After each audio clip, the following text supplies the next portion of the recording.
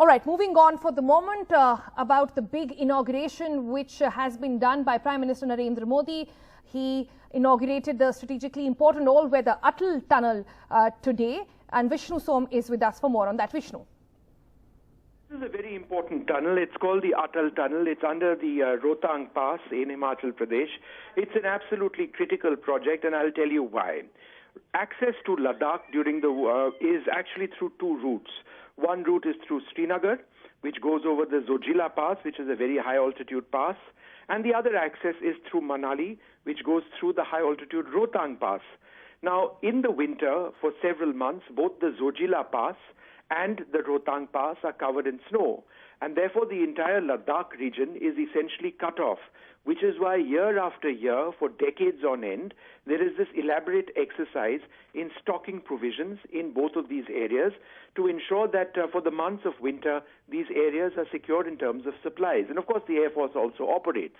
However, given the tensions which exist with China now, and of course, let's not forget Pakistan also to our north and to our west, it has always been a massive strategic issue for us to ensure that we can somehow or the other have a highway open throughout the year to go into the Ladakh region.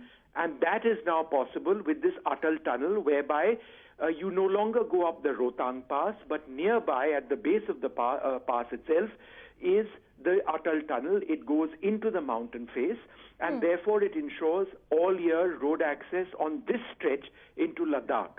Now, the significance Vishnu, I'm told we have to cut across to the Prime Minister speaking at this point. Let's just listen into that.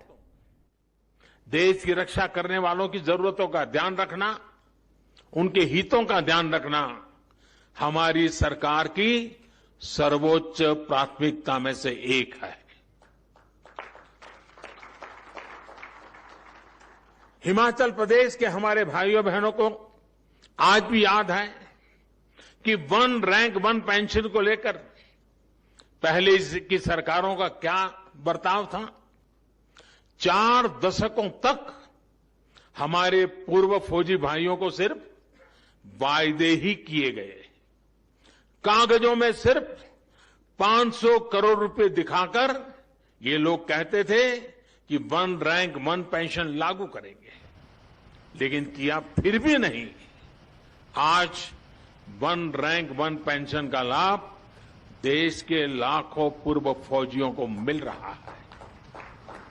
सिर्फ arrear के तौर पर ही केंद्र सरकार ने लगभग 11,000 करोड़ रुपए पूर्व फौजियों को दिए हैं। हिमाचल प्रदेश के भी करीब करीब 1 लाख फौजी साथियों को इसका लाभ मिला है। हमारी सरकार के फैसले साक्षी हैं कि हमने जो फैसले किए वो हम लागू करके दिखाते हैं। देश हित से बड़ा, देश की रक्षा से बड़ा हमारे लिए और कुछ नहीं है। लेकिन देश ने लंबे समय तक वो दौर भी देखा है जब देश की रक्षा हितों के साथ समझौता किया गया। देश की वायुसेना आधुनिक फाइटर प्लेन मांगती रही। वो लोग फाइल पे फाइल, फाइल पे फाइल, कभी फाइल खोलते थे, कभी फाइल से खेलते थे। गोला बारूद हो, आधुनिक राइफलें हो, बुलेट प्रूफ जैकेट्स हो, कड़ाके की ठंड में काम आने वाले उपकरण और अन्य सामान हो, सब कुछ ताक पर रख दिया गया था।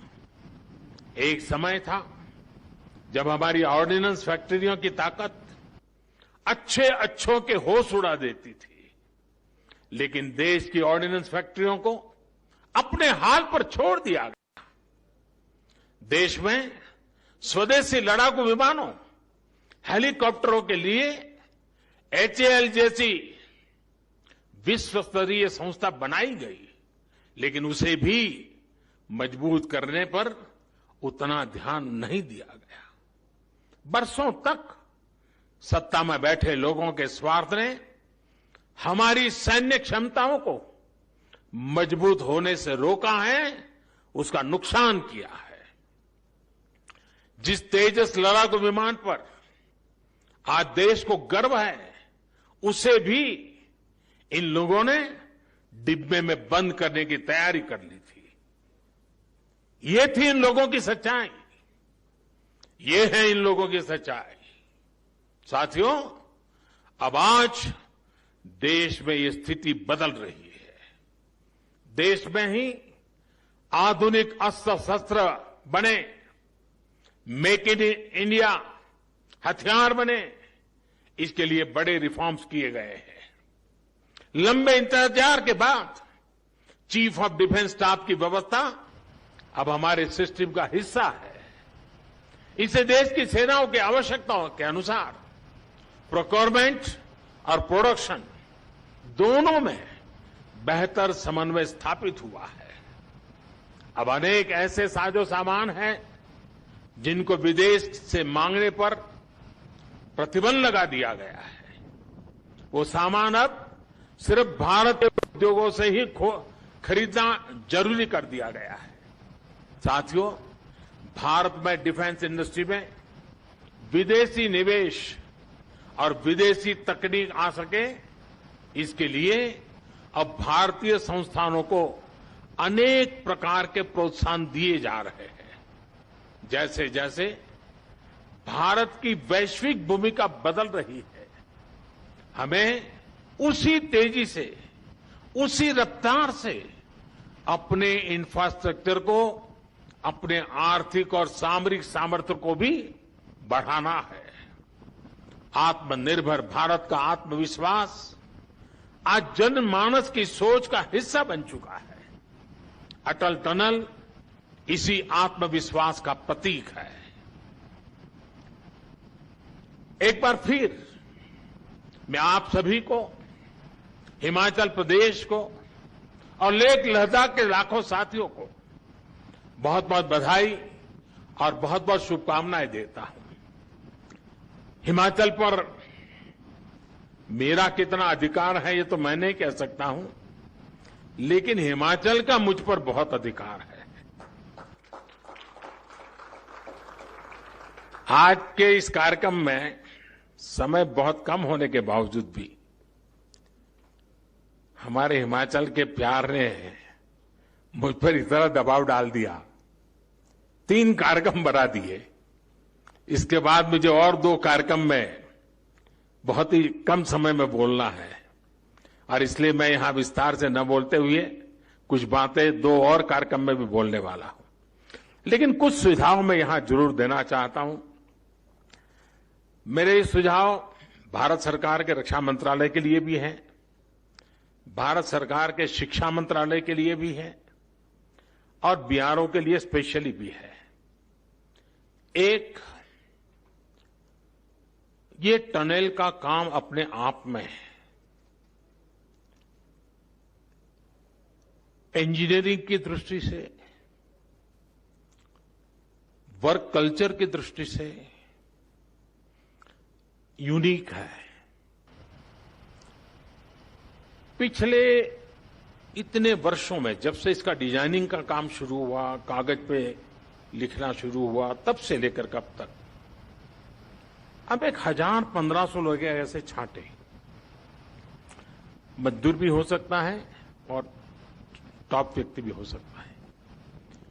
उसने जो काम किया है, उसका अपना जो अनुभव है, उसको वो अपनी भाषा में लिखे।